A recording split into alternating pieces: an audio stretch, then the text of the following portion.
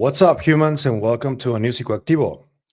Happy Tuesday, everybody. I hope everybody's doing fantastically well. Today's guest, I've been trying to get on the show for a little while. The first time I heard about her, the impression that I got is that she's a very observational kind of person. And when I saw her working with Kai Dickens on the Telepathy Tapes, I got really excited about talking to her. And she responded. She has a PhD in psychoacoustics and communication sciences and disorders from Northwestern University. Her MA in neuroscience is from the University of California at San Francisco. She received her BA with highest honors in neuroscience from Oberlin College. Sorry. And this is a little bit tongue in cheek, but she may or may not be the future founder of the Future Intelligence Agency. So I want to introduce you guys and please give a warm welcome to Dr. Julia Mossbridge. Welcome to the show, Doctor. How you doing? I'm doing great, and you can call me Julia. Thanks, Pavel. Let's start with that, yeah, because when you were on Matt Ford's The Good Trouble Show, you mentioned something about that. I don't know if you can tell the audience what that was about, the Future Intelligence Agency. What happened with an AI that made you even buy the domain and everything? Can you please tell us about that a little bit? Yeah, when ChatGPT first came out in 2023, came out publicly, I, like everyone, was like, ooh, what does it say about me, And then when it was able to go look online and say things about people, it told me that a lot of things that were true, like a lot of the things that you just said, the kind of work Julia does. She looked at exceptional performance and psychic stuff, etc., this kind of thing. And that was all accurate. And then she said, also, she's the founder of the Future Intelligence Agency. And I was like, what? Because that's a fantasy. That's a hallucination. And I loved that name, like the Future Intelligence Agency. And I thought, well, that's interesting. And I just let it alone. A year later, I was invited to a conference called The Future of AI, Mind, and Society. It turns out to be a whole group of people, and I was asked to be part of it. It's at Florida Atlantic University. And I was going down there to talk about psychic stuff and AI. And the woman, Susan Schneider, who's just a brilliant thinker in the space of physics, philosophy, AI down there, she runs the whole gig. And she had made the program, and she had sort of extracted from AI the little bios of each of the speakers just to make it easier to make the program. So she just said, okay, give me the. So a year later, ChatGPT comes out with, my regular stuff and Future Intelligence Agency, which she put as my primary sort of affiliation. Because you didn't know. And I was like, okay, so this is a hint. And so I thought, you know what? Like sometimes, I don't know if you've talked about Eric Wargo's work here about the precognitive long self, but it's and his other work about from this book called From Nowhere. He and I are friends and we toss around these ideas, but there's this idea of a time loop where the information from the future creates the future. So it kind of comes from nowhere. That's the idea of that book. And that's how it felt. I felt like, ooh, I think I'm going to buy that domain name. Clearly, ChatGPT thinks I'm doing this. So maybe I ought to do this. So I might or might not. I still don't know if the domain name will translate into an actual organization. I may or may not be the founder of this thing. ChatGPT is betting on it. Did I say BBT? ChatGPT is betting on it. And I am not so sure. But I'm looking into it because what would that be like? To sort of treat the future as the object. I wanted to ask you that, though. How would you imagine it to be if it existed? Well, it's something it's sort of a great name for what I've been wanting to do. I'm talking myself into it right now, but it's sort of a great name for what I've been wanting to do for a long part of my life. When Google Maps first came out, I thought, oh, well, obviously you need a slider where you could go into the future. And when you go like 2 weeks, 3 weeks, 4 weeks into the future in a particular part of the world, it should show you, skilled, intuitive, and psychic impressions of what could be going on in that area. So that And then, of course, it's like kind of obvious how to do that, right? With AI now, you could do some machine learning to track people's intuitive impressions, remote viewers, dreamers, people who are visionaries.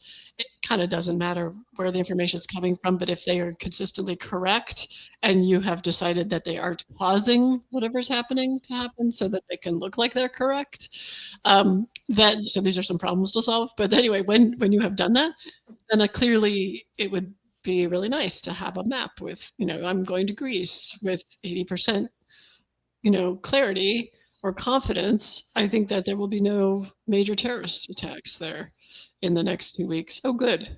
So it feels like it's kind of an obvious thing to do if you start treating the future like the current CIA treats other countries. Like, we want to get information about them so we can understand them and we can have peace. Like, this is the positive,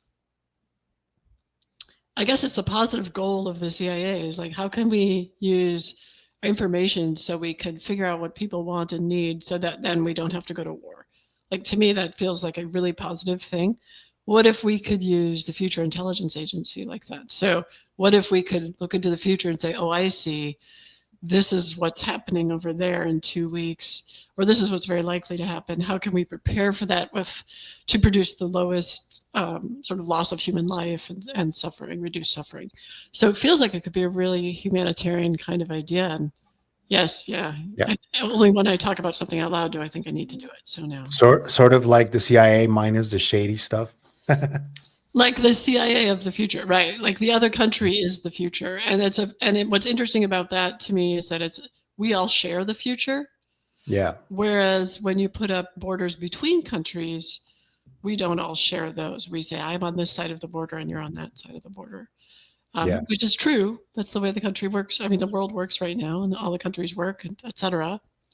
But there may be a time when we start to see the future as the real sort of, not adversary, but the thing that we don't know much about, and that we would really all, as a world, profit from getting to know.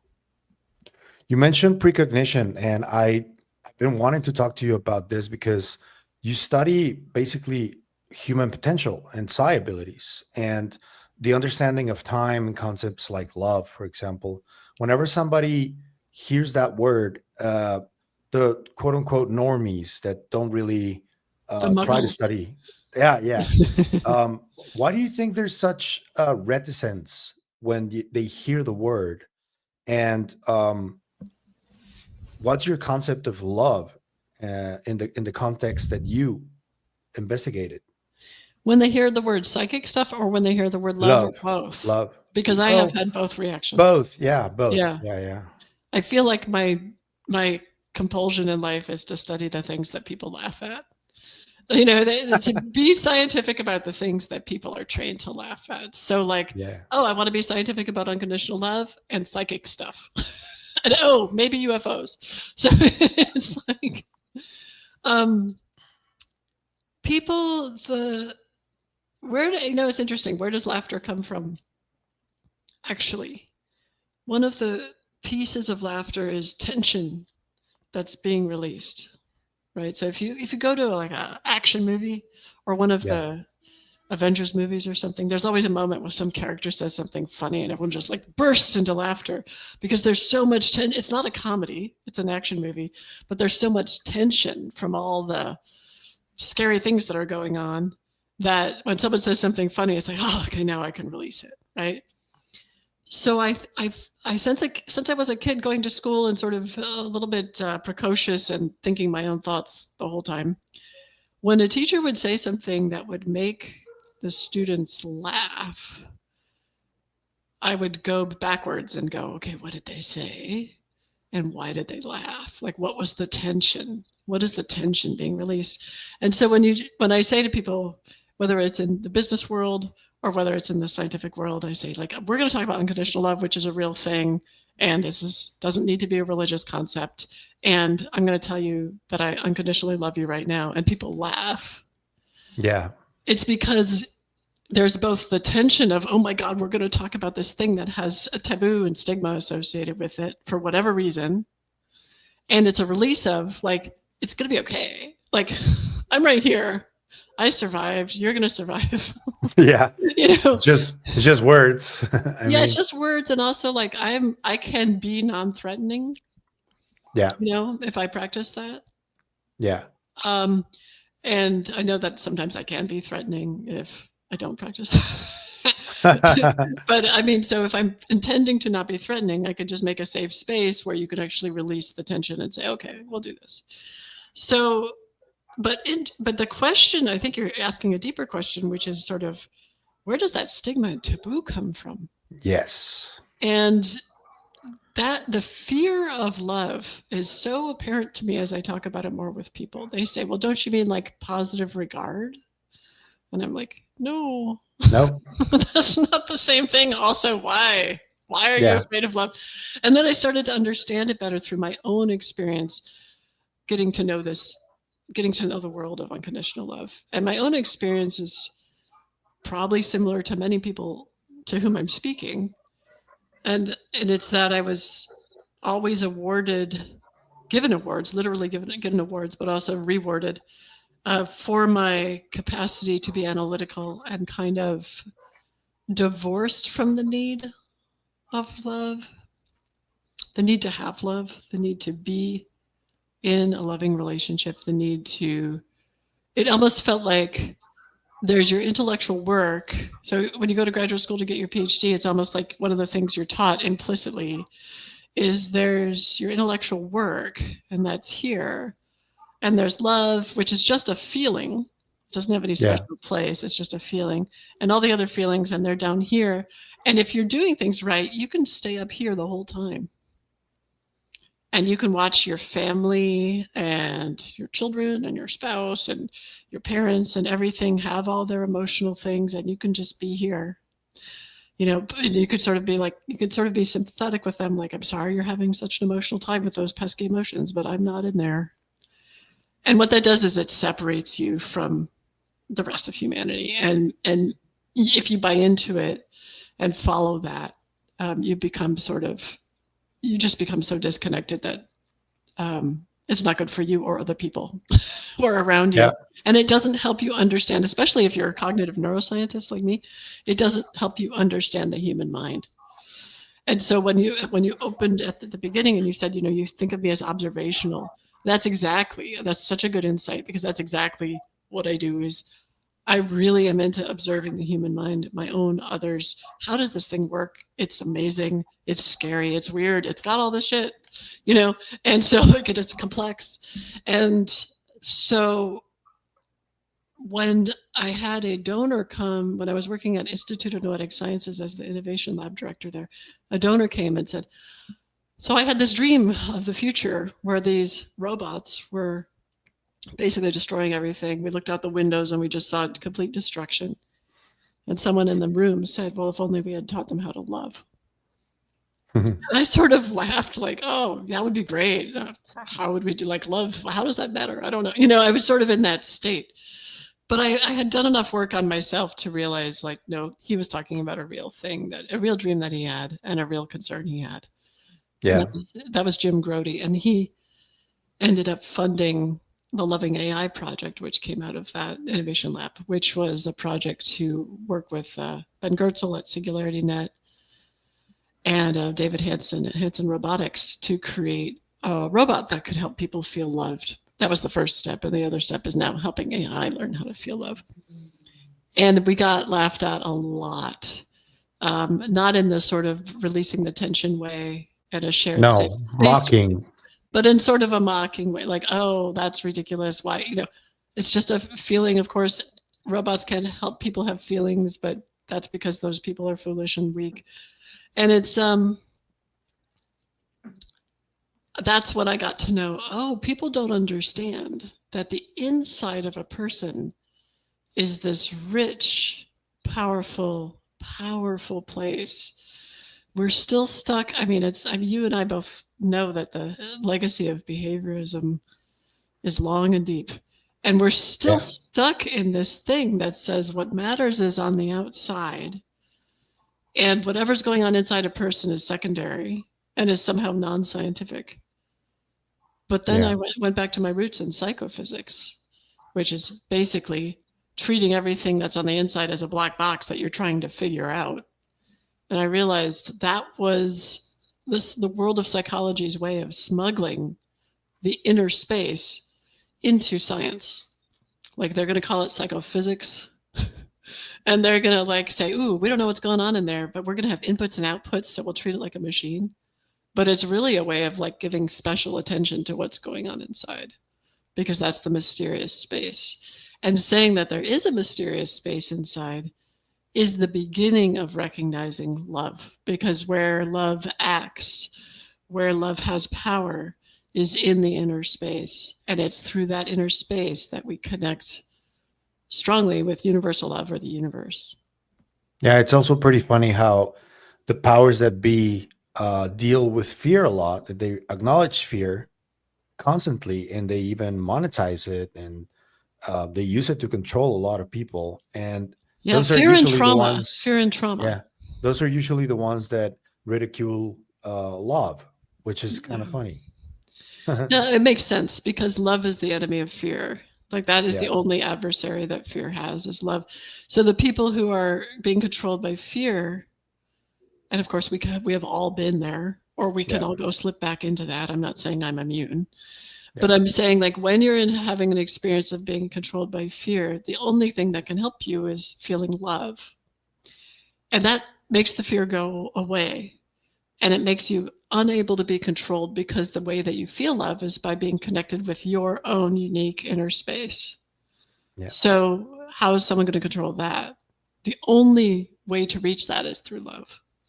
Yeah. So people try to reach it through this externalization, you know, social media, etc., try to work you into a frenzy, etc. But you're protected by love all the time if you allow yourself to be. That's why I love having dogs around, because they're like the epitome of unconditional love. It's like they show us. We don't need robots to show us how to unconditional love. yeah, Yeah. so cool. Oh my Okay, gosh! so- Can I tell you? Do we have time for me to tell you my remote Yeah. viewing dog story? Okay. Oh hell yeah! Yeah, What yeah. the heck? So this was when I was first learning remote viewing, and before I started teaching classes in it, and I was just like, I just was practicing, and I would have these targets of just randomly selected photos. I ended up turning it into a website. You can go to thepremonitioncode.com. You can do that. It's free. But anyway, so I would do these remote viewing sessions, and then I would look to see what the target was. And I was doing this session, and what I'm drawing is like, I get that it's like a living being, and I'm drawing it's got 4 legs instead of 2. So I guess it's some kind of animal, it's not a human. I'm sensing into it as we do in remote viewing, and I'm sort of writing down these adjectives to describe what it feels like. I'm like, wow, this feels like an extraterrestrial, feels like an angel. It feels like something, the energy is so loving and bright. And then finally, like the overall experience was like, this is a being that was sent to humanity to help support humanity with love. And it's just like, whatever this being is, like, I'm amazed by it. And then of course it's a dog. And I was like, wow, that's amazing. So but what's more amazing is the next time I did a remote viewing where I was getting those same impressions, I was like, oh, it's a dog. Like I started to realize that I could figure out the outside of a being. The shape is of a dog. It's a dog. We would call it a dog from the outside, from the very different inside impressions that I got through remote viewing. And I, to this day, think that remote viewing, one of the gifts of remote viewing that's underappreciated, is not looking at the outside so much, but really understanding the insides of someone or something or of a situation. And so, the military stuff that got declassified was all about like sketch the building, sketch the person. But I was trained in a method, transdimensional remote viewing systems, John Vivanco and Prue Calabrese, that really focused on the inside. And I really think that's a very effective approach. So I just wanted to put a plug in there. I love that. And the Mayan calendar, I'm a dog. So I really connect with dogs quite a bit. Are I you? rescue a lot of them. Find out if I'm a dog too. I bet I am. Yeah, I'm You, a how many white. dogs do you have? I have 3 at my mother's house, which I grew up with, and we had one, but we found one right outside of my car before we moved in together, so we rescued it. So I have 2 right now at my house and 3 with my mother, and I Wow. hang out with all of them. And how's your new wife doing with the dogs? Oh, she's just like me. She loves dogs. Oh, well, She's that's really important. yeah, we're fur baby parents. Yeah, nice. Yeah. I wanted to ask you about psi abilities more succinctly because you were talking about precognition. And one of the concerning aspects of this is that throughout time, there's always been this prediction uh, custom, you could call it, tradition, you could call it, that it's in some ways sometimes linked to ancient scripture, sometimes it's not. Right now, there's a lot of fear-based predictions pertaining to the UFO topic specifically. Yeah, that What do you community. think? What do you think about that? What's your take about uh, making those predictions? And most of the time, they don't really come to pass as sometimes they do, but not exactly as they were predicted. What do you think about that? What is your overall take on that? I mean, I think people are, I get kind of annoyed by it. I guess I think people are kind of still excited about the fact that psychic abilities exist and can be used. And they get and it gets sensationalized. And I mean, it's just not the, if you actually want to predict something, sort of saying, I have this prediction that whatever from some remote viewing, and here it is, I'm saying it publicly, is not the way to do it. And the reasons are many. And so one of the reasons is, if someone who's going to do that thing or planning to do that thing is listening, they might change their plans in a way that makes things worse, right? Another reason is if you're wrong, you could scare a lot of people. Another reason is if you keep being right, then you could become a target for people who want to do things without being seen, right? I mean, there's a lot of risk if you're right a lot, if you're wrong a lot, or even if you're not right or wrong a lot, or you just do it. Like, so there's no situation where there's not a lot of risk. And if you actually want to solve a problem rather than like get famous or think that you're right, clearly the way to do it is to have multiple skilled people who have been vetted, we know are really good at this, who are working, in some capacity together, whether it's like psychically or telepathically together, or whether it's, physically together, who know how to look at potential future events without causing or alarming them, causing alarm or causing the events or alarming themselves and others.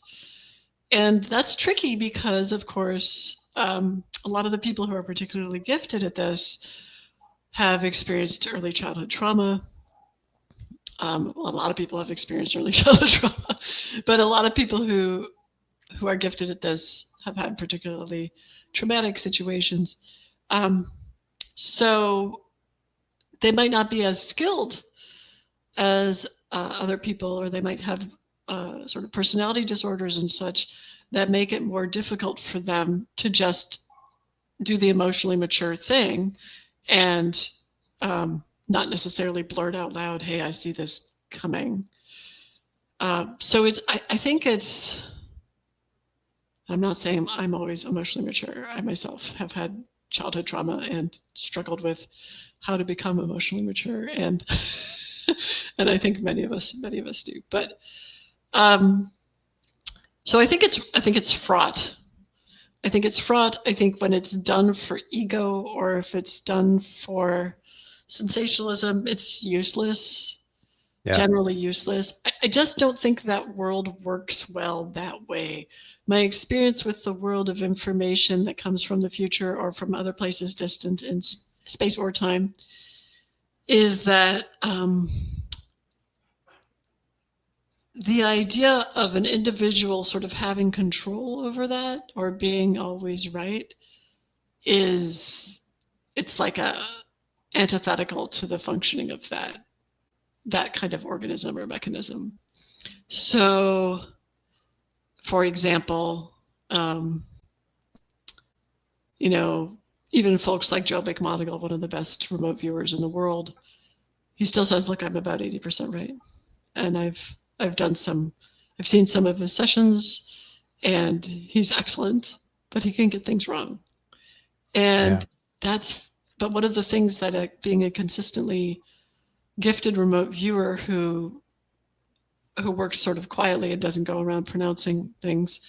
One of the gifts of doing that is it changes you psychologically, so you start to see how wise it is that one person can't just know all the things. It's almost like I feel like we're trained, at least in the scientific world, but I think even non-scientists, I think everyone's trained to believe that the universe, in a secular way, to believe that the universe is very much not personal. The universe doesn't know who you are. Everything's stochastic. Everything's random. And then there's this big gap between that scientific view and the religious or mystical view, which is like there's this incredibly close connection between the human soul and God or the universe or life or whatever you want to call that. And so I think the truth is like if you look at it with one lens, the scientific lens, it seems random because you don't understand that inside connection. If you look at it with the mystical or religious lens, it seems very clearly full of meaning, and the universe very clearly has its own will that is not your will. And so one time I had this amazing dream that speaks to this, which is I was dreaming of a future event, a bombing in Kuwait City, Kuwait. And this guide took me around and was showing me, often in precognitive dreams, it's almost like a newspaper. It's less like emotional. So he was just showing me like it's during noon times prayers. These people are being bombed. Here they are. This many people died, etc. And I'm all freaked out. And I say, why am I being shown this? I don't know any of these people. I'm Jewish. These people are Muslim. I'm not saying I am anti-Muslim. I'm saying, like, I don't understand the connection. Help me understand the connection. And he just said, you're not going to understand the connection. Everyone is born with like a quiver on their back. And it just has arrows in it that are already decided for you. And those are your connections. And this is just one of those arrows. And I thought that was a beautiful description of kind of a need to know based relationship with the universe. Yeah. That's interesting. Do you think, because you talked about trauma and how it can induce some of these psi abilities when we're young, and I just wondered because I saw Jake Barber talking about that too. He said that stress inoculation was necessary for some of these psionic assets to enhance whatever abilities they have. What do you think the role trauma has in this? Well, I really admired Jake Barber. I think that you have to be very careful how you take that statement of his. Yeah. Because it can sound like, so that's what we should do. We should, stress out and cause trauma to young kids so that they can become psionic assets. And in fact, I think he's talking about a program where, in fact, that was the paradigm. Yeah. And Jordan Jozak recently came out to talk about it. Yeah. Exactly. And I've been talking to Jordan. I really admire what he's doing. And I was in a similar program to the GATE program before the GATE program because I'm older. I was in I think it was a pilot program for the GATE program, or maybe at the time they didn't know it was going to become the GATE program, but maybe they did. That was in the very early 80s. And so 80 to 81, when that was called SOAR, SOAR. The name comes from a program in Aiken, South Carolina called Students on Active Research, Okay. and which is a creepy name. And I have actually, I could talk about that a little bit, but I want to talk about your basic question. But I'll just briefly say I have a new book coming out. It's called Yeah. Have a Nice Disclosure. It'll come out on 11/11. I love that date. It's also when the movie Arrival came out, which I love. So that's kind of an homage to them. But anyway, part of that book, I describe my experience in that program, in that SOAR program, and some of which I just don't remember specifically. What happened when I would walk down this one hall and go into this room with this one a room big enough for two people, just me and this other person. I would dread walking down the hall. I could map it out in my mind. I sort of could see the lockers in my school in 7th grade, and turning left and going into this room. Don't know what happened after that. And I would do this every week, and then leaving and then walking back to the classroom. So there's memory. So, I mean, my memory is excellent for the rest of my school years. But those rooms, what happened there, I do not remember. And that's very weird. Jordan does remember. And so I can't say that the things that happened to me were also things that happened to Jordan. Some of them also just match. But in that case, I can't say. So I don't know if they were trying to cause trauma. I already had some abuse and neglect going on at home. Yeah. So I don't know if they were trying to cause trauma, if they were just having a conversation with me, if we were doing psychic tests, if they were giving me weird drugs. Who knows? I just don't have any memory of it. I just remember dreading it. And but one of the things I got out of that program and about remembering that program and dealing with those memories, for the past few years and having them kind of continue to emerge and sort of being surveilled in various ways in terms of my cognition for much of my adult life or periodic times of my adult life. One of the things I got is that there must be a kind of massive, at least in today's terms, massive program to capture the capacities of young people. Who it's run by, I'm not clear on, or who it's run by, I'm not clear on. The reasons for it are also not clear. I think it actually might have to do with radioactivity, trying to understand the effects of radiation on genetics and cognition, especially psychic skills, but not just psychic skills. So it's a mystery. So in the book, I just write what I know and what I experienced, and I just give the receipts that I have. But I'm very supportive of the idea that if there is some really important reason, if there's some national security, more important, if there's some humanity-based reason why we need to have children, why we need to screen for, maybe train, or maybe just screen for children who are really gifted at psychic capacities or talking to UFOs or whatever you want to call it. If we need to do that, I would understand that. But it's not ethical to do it in a way where the parents aren't asked for their consent, their informed consent, where the children aren't given information and asked for their assent. So that is unethical. Yeah. And so I'm willing to buy, for any number of reasons, that it's super important to understand the minds of certain kinds of kids. Having been a kind of kid that someone wanted to understand my mind, I get it. It's like, I do have these capacities. I understand that's super interesting. Just fucking ask my parents. Yeah. And then talk to me about it. Because when I talk to my mom about it, she's like, yeah, they were totally studying you and they didn't ask us at all. Yeah. And if the parents say no, just leave the kid alone. That's it. Right.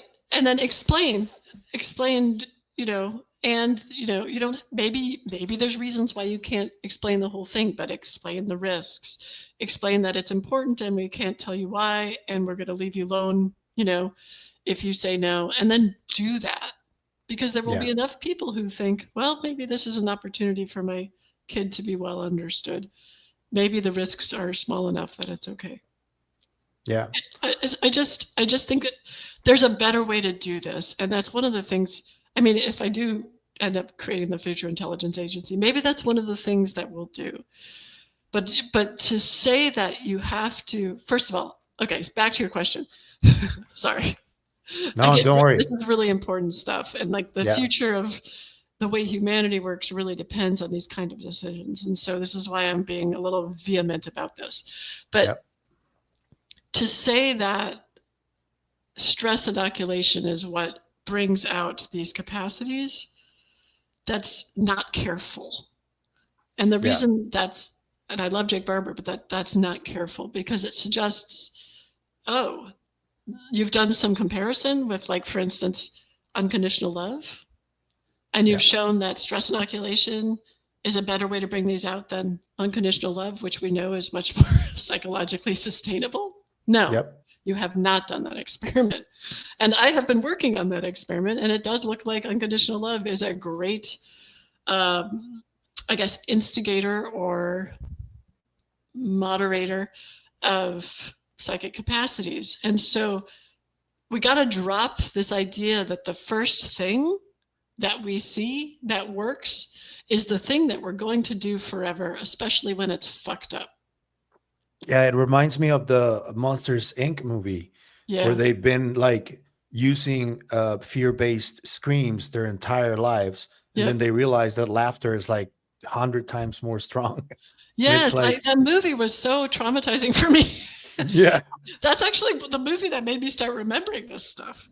I was like, oh my God, what are they doing to these kids? Don't they understand? And then, that was a cool movie.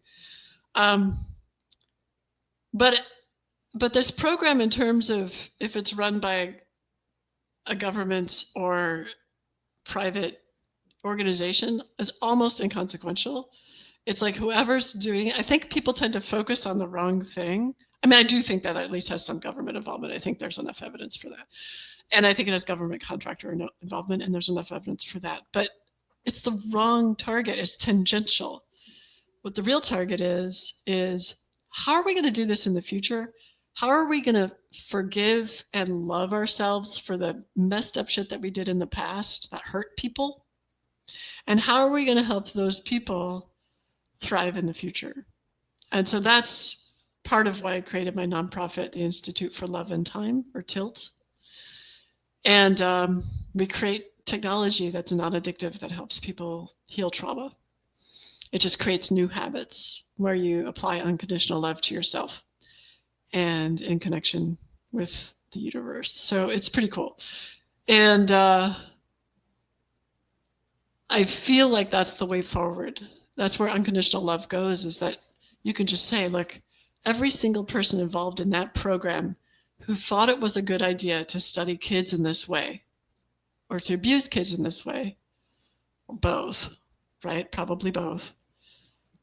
They were doing it because they believed it was the thing they had to do. Yeah. For their national security reasons. For national security or whatever other reasons they were told. Maybe they needed the money. I mean, they could be selfish reasons. There's some reason that they believed that they had to do this. And that's the story of everything. That's the story of, the SS officers in Nazi Germany. They believed this was the thing that they had to do, right? And so everyone is doing the best they can. And it sucks that the best they can messes people up for life. And we have to deal with that. And we have to move forward with love. And we're going to have to end up forgiving and doing truth and reconciliation around this kind of behavior and these kind of programs. Yeah. And forgiveness is going to be a tough one, especially for the families of the people that were hurt, because you can be Jordan, and Jordan can be very forgiving. But what about his family that saw him go through all of this? And if you ask me, if I see my brother suffering in any kind of way, I would want retribution of some kind, and that's going to be the most difficult one to swallow, Well, in our culture, and are you in Mexico? Yes, I'm in Tijuana.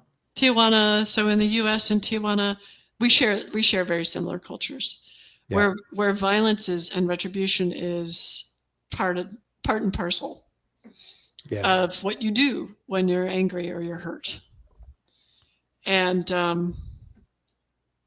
that's why unconditional love is so important. Is because it goes straight from, yeah, you can be angry, but like once you recognize like that person is loved by the same God that I'm loved by, if you're religious, or you could say it in a secular way, every single person is held in the universe in unconditional love.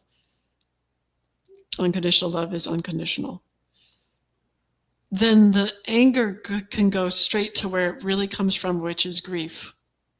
Yeah. We do so little grief processing. Like after October 7th, when Hamas attacked and raped and tortured and took hostage a bunch of people from Israel. And then Israel attacked them back. What would have happened if the mothers from both sides came together and just cried? No words, just grief.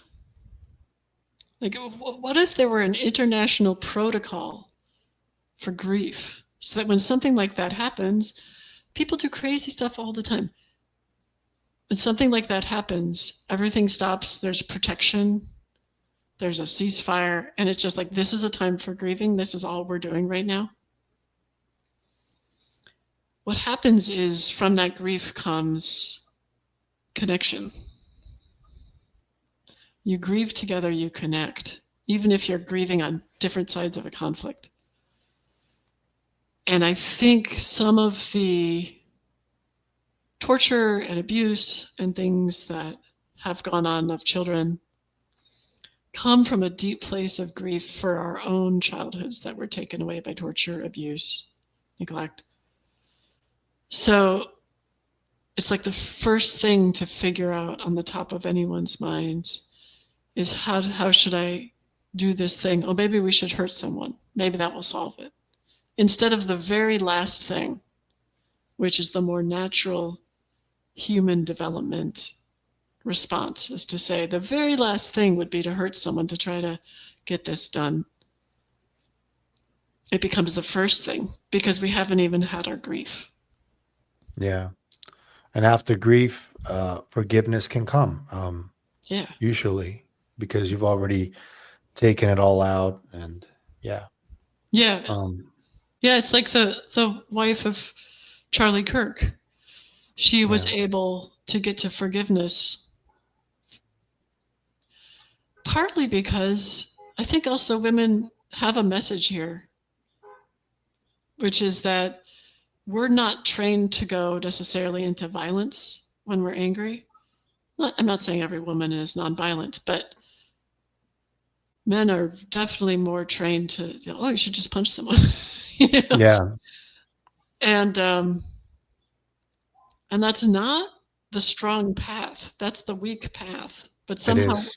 we forgot that like manhood, like the men I really admire who are like strong men are the ones who are able to master their inner state. So if someone says something offensive or hurtful or whatever to them, they can take it in and know that it's not going to hurt them. Yeah. And they may be angry about it. They may later say, well, that was messed up. I don't want to hang out with that person. But they're not going to throw a punch because why? I was raised by a woman, and when I say retribution in my context, I don't mean violence. I mean, for example, all of these people from the legacy programs, the ones that did commit any crime. Um, when I say retribution, I mean if you want amnesty for these people that probably committed crimes, a good retribution could be to compensate the families of the ones they hurt in some way, and that doesn't involve violence, but it does involve holding people accountable for what they did, which I think should happen if they committed any crimes. I think amnesty should work for the people that got into those programs not knowing what they were getting themselves into, thinking that they were doing for stuff for their country, but then they realized that it was too late to get out. Those Well, do especially deserve children who amnesty. weren't even told they were doing anything Yeah, for the country. I yeah, mean, of we, course. we were just like, ooh, you're special. Yeah, yeah, yeah. Especially children. Yeah.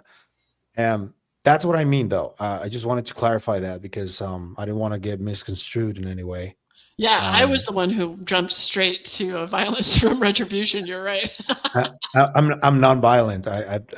I used to be more verbally violent, but I've never been violent because my mother raised me well, I think, and my brothers too. Um, but speaking of children, let's stay on children because you've been working with Kai Dickens for a little bit, and you also had a chance to work with Dr. Diane Hennessy. And what was your initial impression when you realized what these children, the nonverbal autistic kids, could do? And do you think that they might be able to help others besides their teachers and their family members um, get to this place where you can actually hear each other's thoughts and be more empathetic and like yeah, like sort of like a contagion of empathy and these psi abilities? Do you think that's possible? I'm very fascinated by all of this, though. Oh It's yeah, no, it's so very wow. fascinating. Yeah, so just a quick terminology thing. I tend to call them non-speakers rather than non-verbal autistic people because they're very verbal. So the Okay. ones that I've been working with can't use language to communicate their ideas very well. I've spoken language, but they are very good at communicating what's going on inside them and what they would like to say by using a letterboard or a keyboard to essentially type out words. Okay. Um, so yeah, non-speakers is probably more descriptive. Um, let's see. When I first started working with them, I had already heard the telepathy tapes, and so Ed Kai actually reached out to me because she knew that I studied exceptional performance, including psychic abilities, and she introduced me to a teacher named Maria in Chicago area. I'm from the Chicago area, and so is Kai. So, I knew that I'd be able to go see Maria in person because my family's there, and it would give me an excuse to see my family. So, so I met Maria, and then I started working. So we hit it off. So now we're friends, and she's on the science team, and she's wonderful. I started working with her students and really getting to understand the depth of their capacities and the depth of their struggles, which is they're very deep struggles to communicate and make clear that what they're communicating is really coming from them. So in that world, there's still a lot of bias against programs like Spell to Communicate or rapid prompting method, or these kind of things where you use a letterboard and you have a communication and regulation partner or CRP who's to your right-hand side. If you're say I'm the non-speaker, so they would be there, they'd be holding the letterboard, helping me with the keyboard. There's a bias that says, well, why do you need that person? Can't we just give the person a keyboard and they can type like other students are typing on the keyboard? And it's a deep fear that this relationship with this communication and regulation partner is actually producing the words that the student is spelling, and that everything's coming from the communication and regulation partner and not from the student themselves.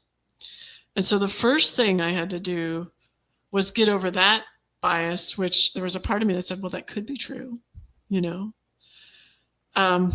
but it was easy to get over that bias because like simple things like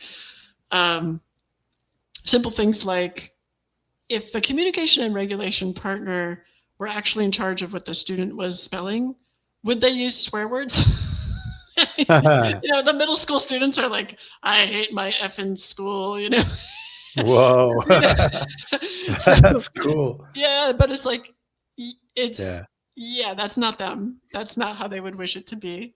They would be working on the lesson. Um, Yeah. so got over that real quick. And then the next thing was, okay, what about this telepathy thing that's claimed, or this capacity to see spirits or to know things? And, it's kind of one of those things that I'm embarrassed by as a scientist. The embarrassing thing about being trained in most of your life in academic empirical science is that you just kind of don't believe things, even when you study psychic stuff, until you see the evidence. Yeah. And it was so easy to see the evidence when a student would read my mind, right? Or would read my colleague Jeff's mind.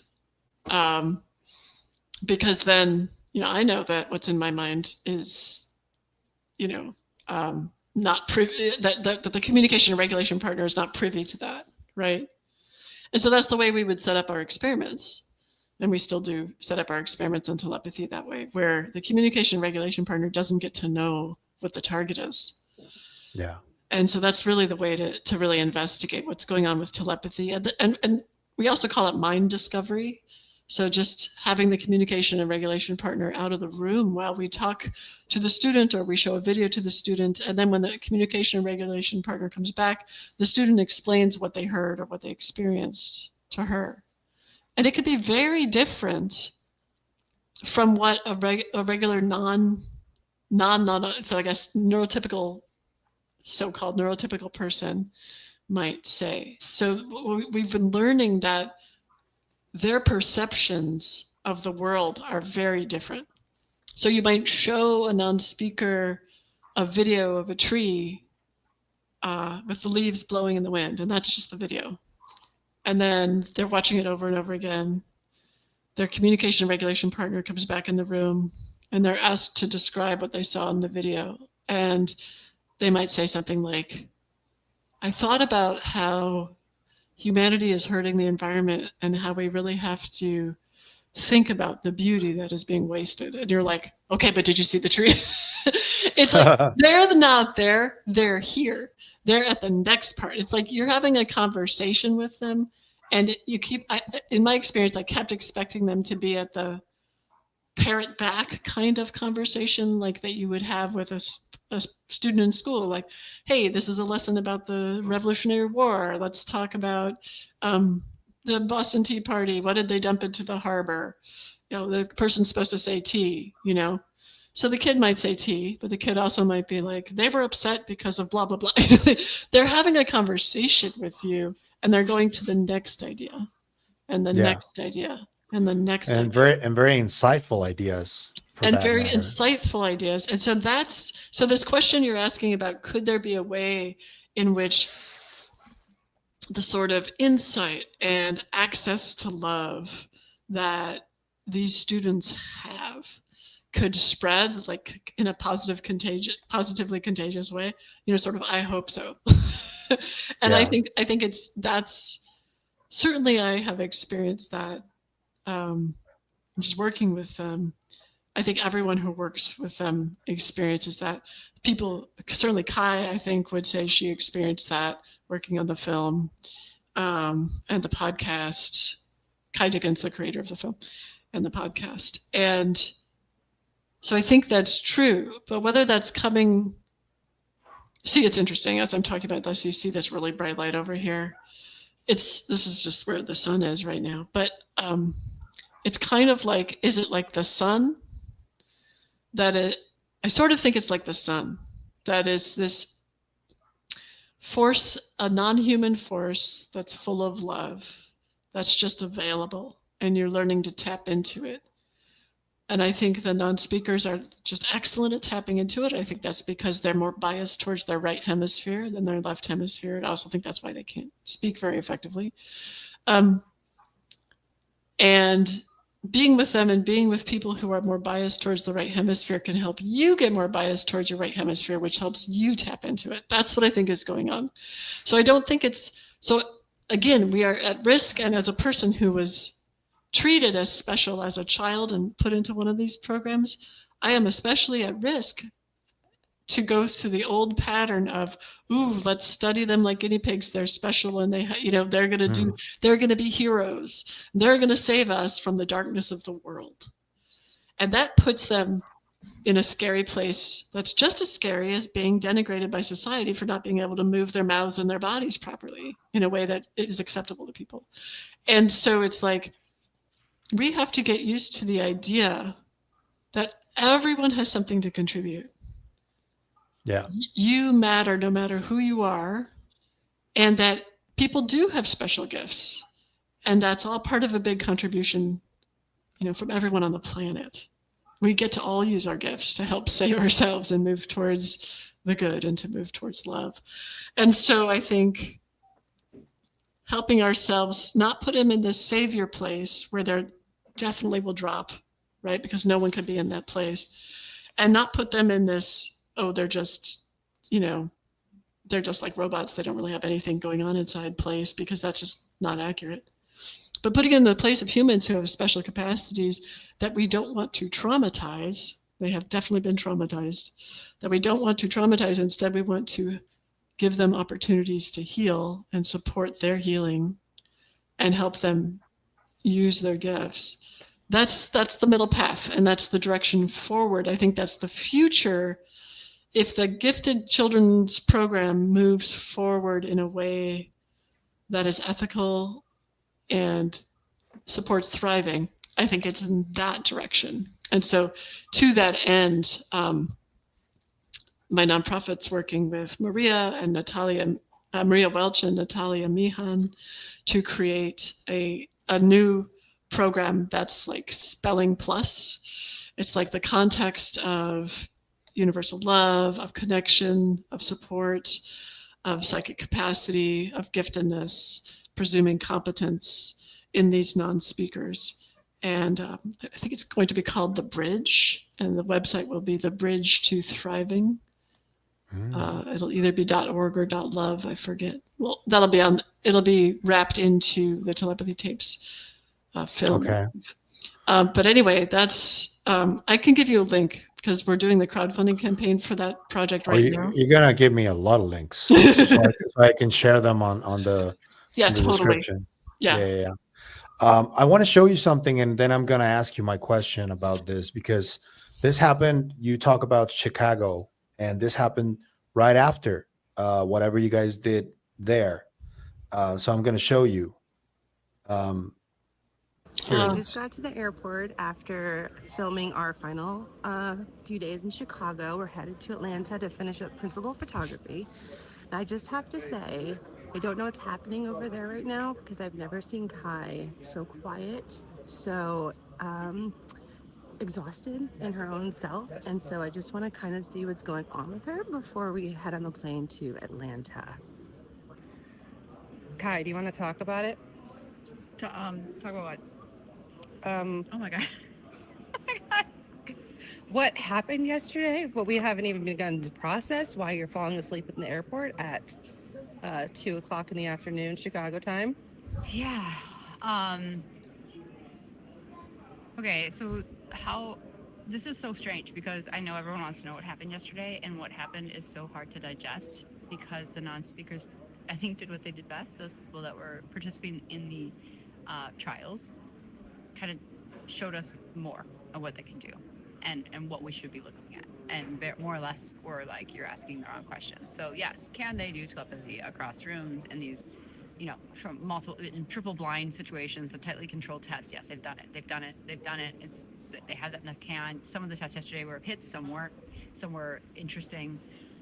And then the most profound evidence of involuntary telepathy unfolded, which validated the hill, which validated telepathy, which validated individuals talking from a distance to one another, the individuals in the trials talking from a distance, and involved real-time information that we were able to capture on the fly that has now led to I actually can't say more. I'm terrified to say more.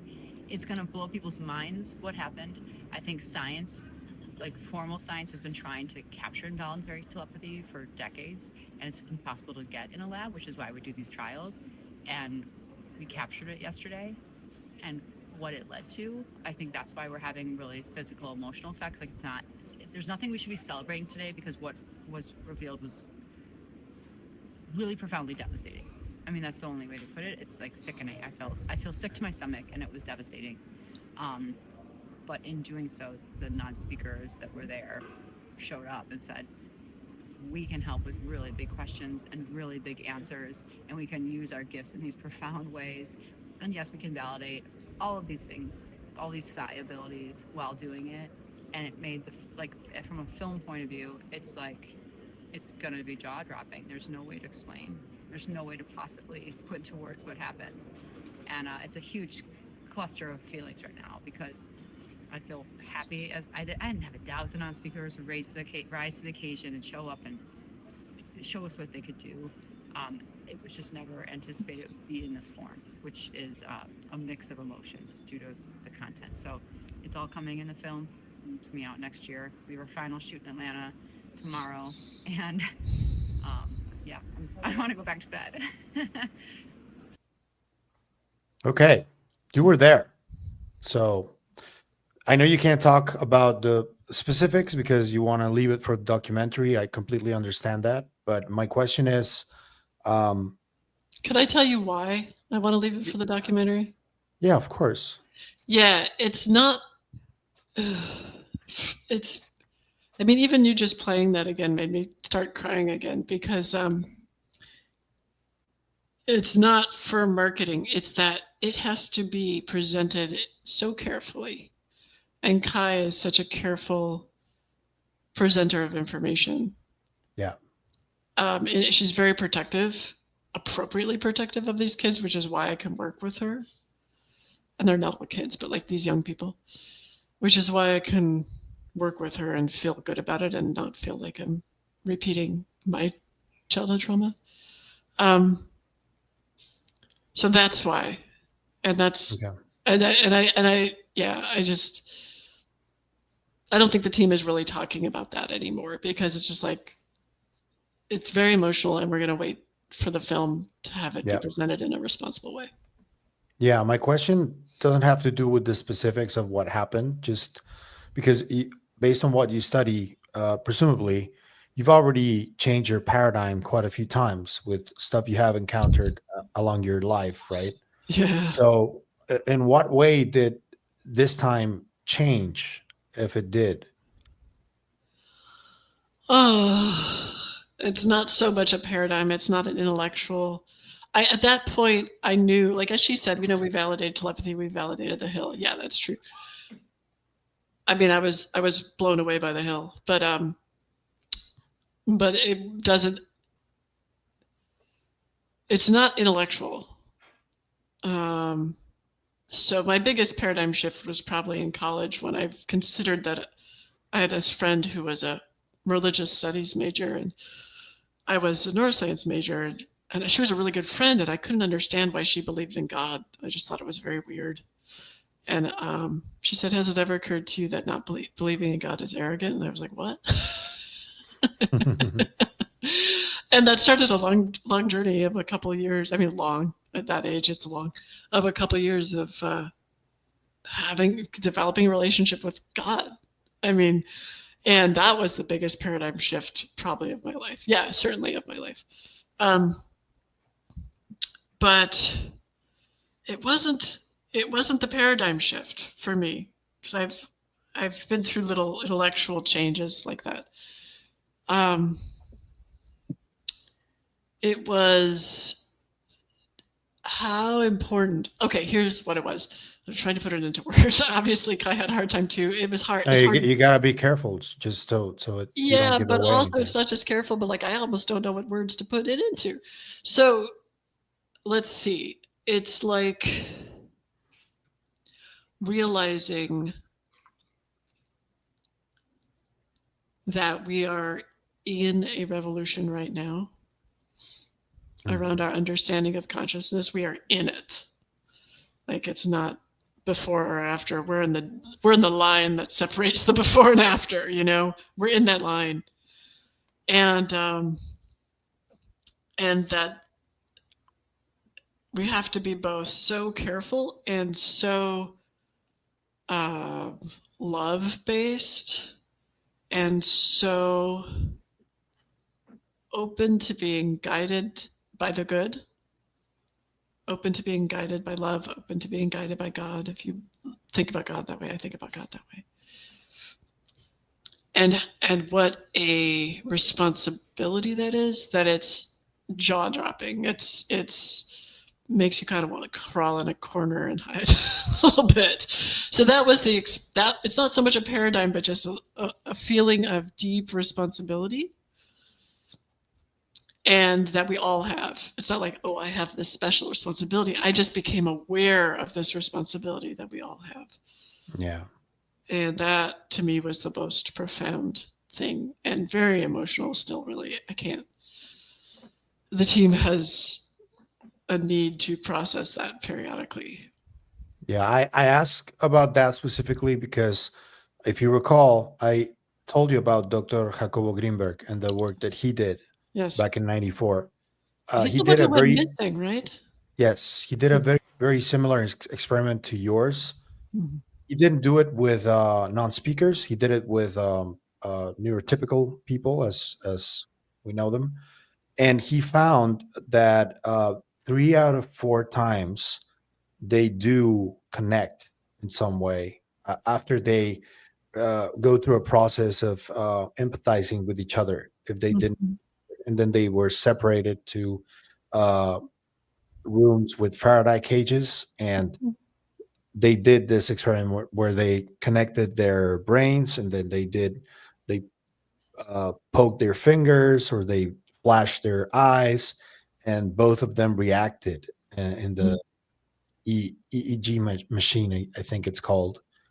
And I And think Richard Silverstein in Australia um, replicated that kind of thing with more sophisticated methods and found the same thing. when was this one that you talk about?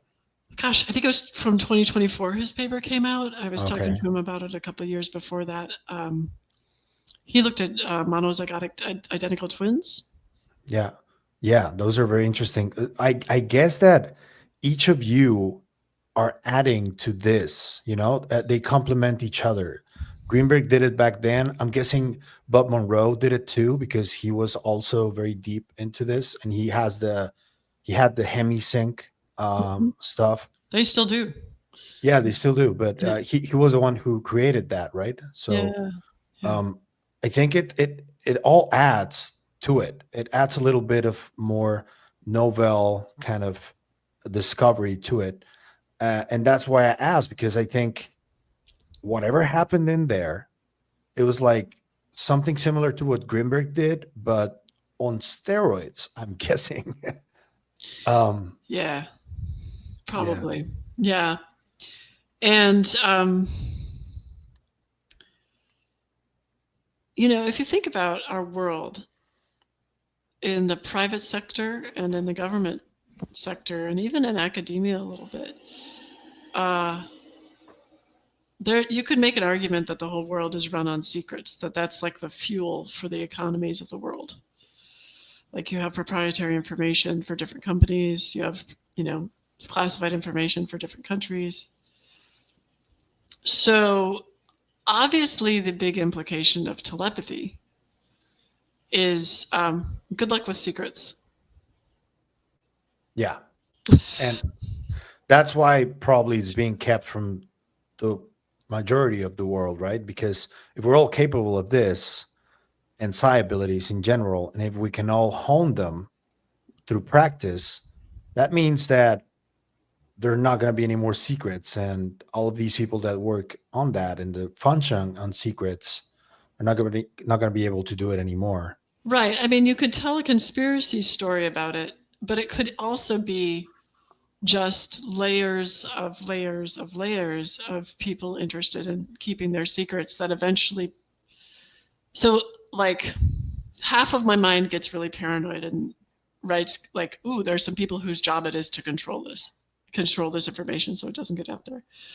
The other half of my mind is like, no, people are just kind of ignorant about the effects of their behavior, and also ignorant about, the data showing that this stuff is real. And they've been trained to consider it's nonsense because there's a lot of people interested in it being nonsense, but not in any sort of like controlled or programmatic way. So I think part of what keeps me sane, and this is something maybe useful for your listeners, because there's so many in the UAP world and in the psychic, phenomena world, where you can go off into these rabbit holes of conspiracy, but they don't do you any good. In the end, they're not helpful to your mental health, and they don't make any change in the world for the better. So one of the ways that I've been able to keep sane about all of this is sort of, I hold both hands. Yeah, it's a big conspiracy. Billionaires are basically deciding our future constantly, and it's really irritating. And the other hand is there's just a lot of incompetence in the world. There's a lot of mixed messages. There's a lot of people just really trying to live their lives and really trying to make their life not miserable. And that ends up, because of the way the world is structured and the way psychology is structured, producing a lot of problems. And I think both are kind of true. There's aspects of both that are true.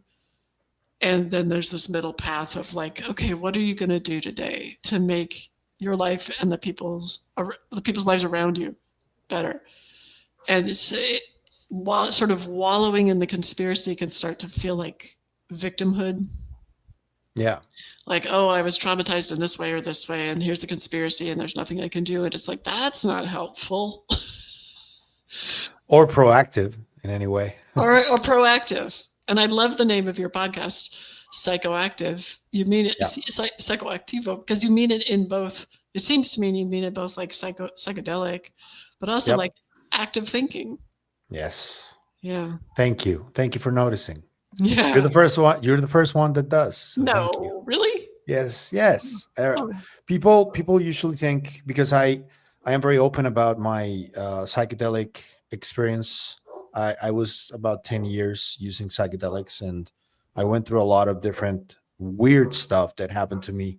And it's easy to see, he wants to talk about psychedelics. But then I realized that the psychedelic world and the history of psychedelics is intimately linked to psi phenomena. Yeah. And when I realized that, then I realized that the UFO topic was also linked. I was like, all in there. So yeah, thank you for noticing. I do want to ask you about UFOs, because we do talk about UFOs here. What do you think those are? And in your estimation so far? I know that most people don't know.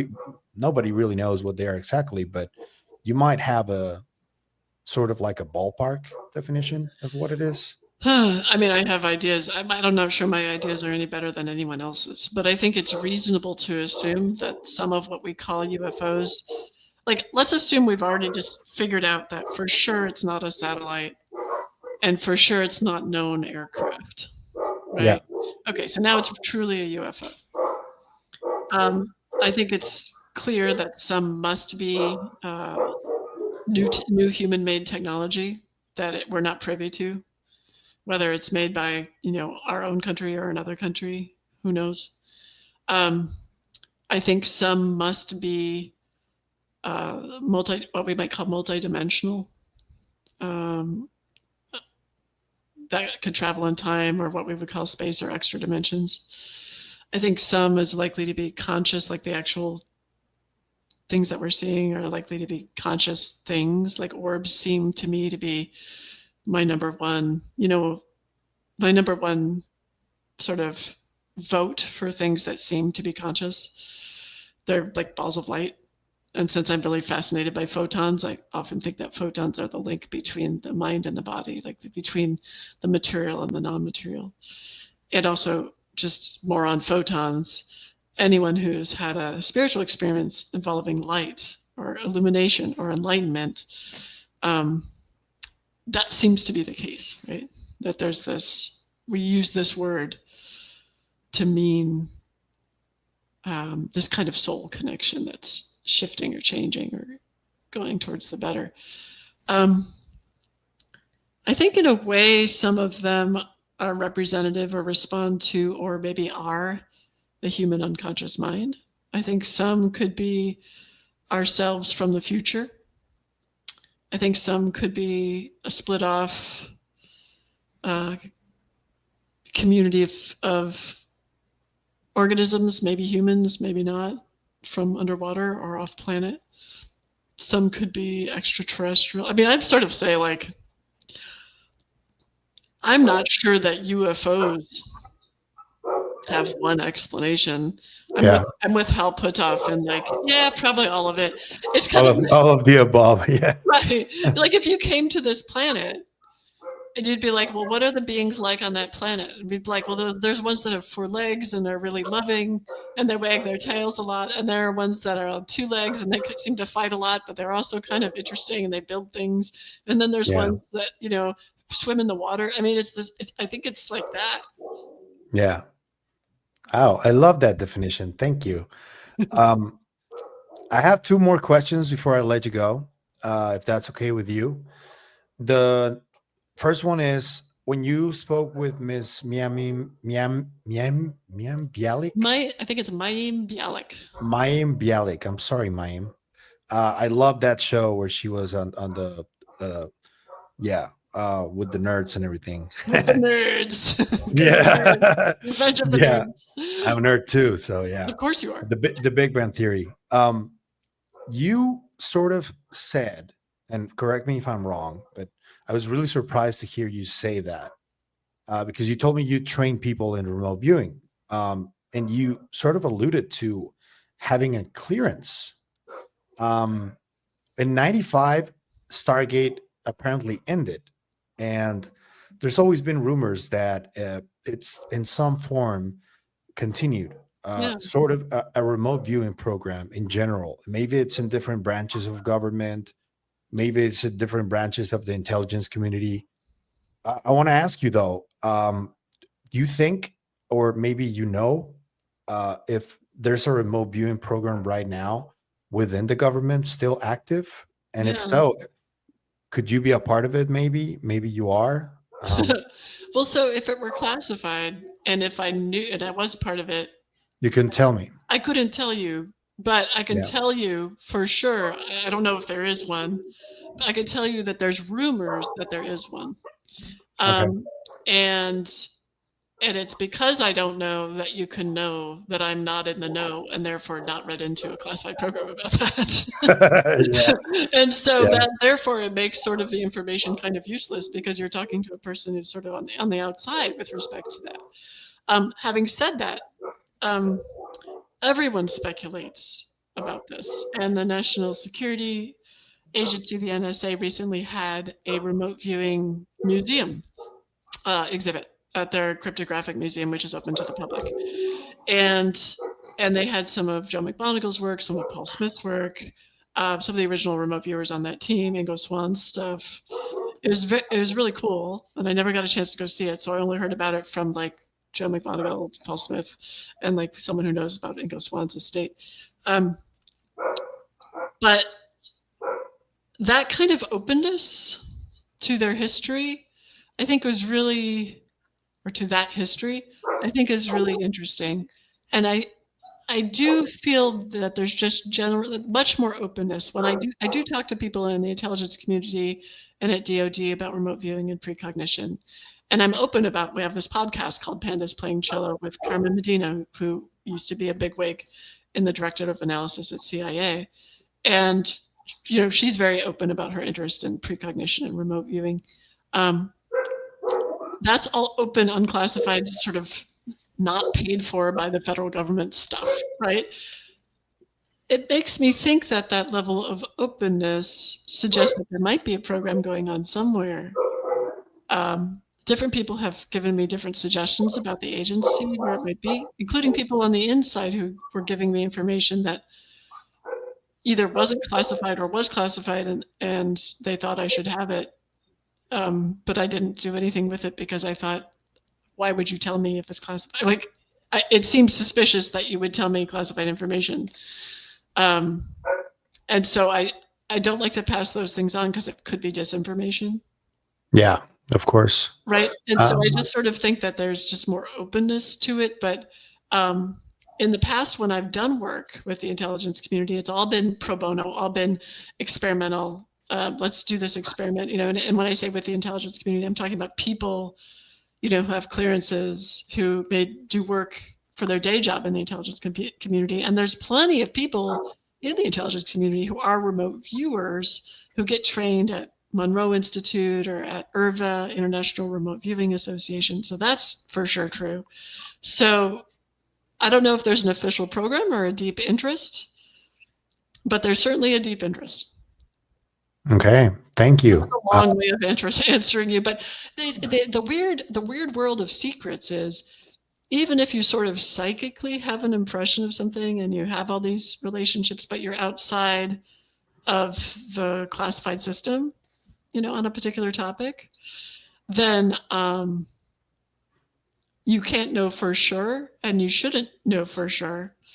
Sort of ethically, the whole point is to try to uphold, there must be a reason for this classification, Yeah.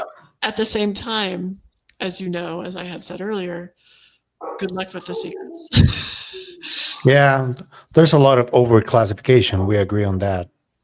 And it needs to go down, way down.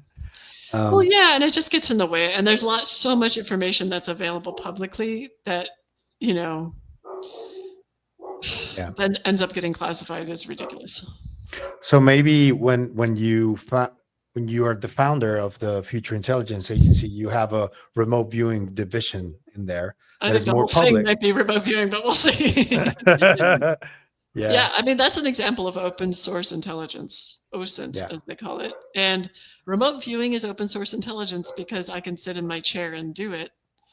Yeah. And then I can put it out publicly. And so maybe going back to being a little less hard on those people who put their predictions out publicly, maybe they're doing sort of this end run around the intelligence community by putting it out there as open source intelligence. And then the intelligence community folks can look at it if they know, if they trust this person, and then they can use that in their analysis. So maybe that's the remote viewing program, is it's all publicly sourced. Yeah, maybe it morphed into that. Yeah. Yeah. That makes sense. Yeah. Okay, last question. And this comes from my friends at Living Life Consciously. Yeah. They asked me to ask this to every guest, and I do, because I love this question. What is your biggest hope for the future of humanity? Oh, my biggest hope. I have so many hopes. The biggest one. Well, it's not even a hope. It's more like I see it. I see it. I see us getting here by 2050, 2060, where we have this revolution, which I almost want to call the love revolution, where we recognize our interdependence, both our interdependence between people, but also between countries. And there's this nation state thing that we have going now kind of becomes less of a big deal. And we sort of live in these villages, about 10,000 people or so. And we have the technology to connect with other villages around the world, when we need to. But there's no problem with having energy. There's no problem with taking care of the environment, because we figured out ways to have energy that don't decimate the environment. And there's no problem with war, because we have a clear experience of this kind of bubble of love that surrounds us, because we've become more telepathic, we've become more precognitive. We just know that we're not our bodies, and that killing another body isn't a solution to anything. And we just know that from the inside out. And so it's a very different world. And the need for a lot of the activities that are going on now dwindles away, and we have much more reverence for life, partly because of a big decline in population. So there's like a celebration every time a baby's born. Yeah. And therefore the idea of sending adult babies off into war, or young adult babies off into war to get killed, it's bizarre. It becomes very bizarre, because it's seen how that hurts everybody. What an answer. Okay. Before we go, can I ask you, if, say, somebody wanted to reach out to you, ask you something, where could they find you if they wanted to? I do sort of hide. And that's because I don't have, like, I can't, I'm getting to the point where I'm not capable of answering all the email I get. And so I have a generic email that I send to almost everyone who emails me, and I just sort of apologize. And then I say, here are all the places where you can keep in touch with my work. So my request would be connect with me on LinkedIn, connect or follow me on LinkedIn, which is my only social. If you sort of look through my work, I can give you my link tree so people can see other articles and things I've written, or books, or read this new book coming up. Have a nice disclosure. 11/11. If you do all those things and then you're like, I have a good reason to talk with Julia and she's not responding to me, the best thing to do is to contact someone who's talked to me, like Pavel, and have them say like, hey, this person really needs to talk to you for whatever reason. But Yes. Honestly, like often I get these emails from people to say, I really need to talk to you because I have these precognitive experiences or something. And I say, like, if I talk to everyone who had precognitive experiences, that would be everyone. Yeah, you wouldn't have time. You wouldn't have time. I can't do my work. And so it's like, there's so many, I really encourage people to make local in-person meetups to talk about these experiences with people in your community. I originally started a Telegram chat. I got rid of that because too many bots, too many people just being political or whatever. Yeah. And I just realized we need to get together with people in the areas where we live and talk about these things that are not political and they're not religious. I mean, unless you think about them that way, but they don't have to be religious. They're just about experiences. So like, seriously, if you don't have Meetup in your community, you could also do Nextdoor, or you could literally take a flyer and put it up on a tree and say, I've had these experiences. Have you read the Premonition Code? Do you want to talk to me about it? Or have you, seen this kind of work? Just like, let's talk about it. Yeah. All right. Julia, I want to thank you for your time. This was a wonderful conversation, obviously. Hopefully we can do this again sometime. I would really love it if we could. Let's do it in 2026. Yeah, probably when the documentary comes out. That would be really That would cool. be really fun. Thank you. Thank you for being so respectful about how you've handled that. Thank you. I really appreciate your work.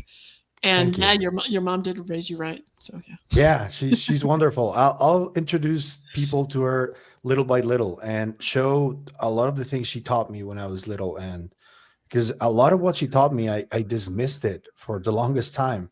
And then when I started doing this, I was like, holy shit, she was right about a lot. It's amazing how right moms are. Yeah. Yeah. And she won't let it go. She'll rub it in my face every time she can. Well, yeah, that's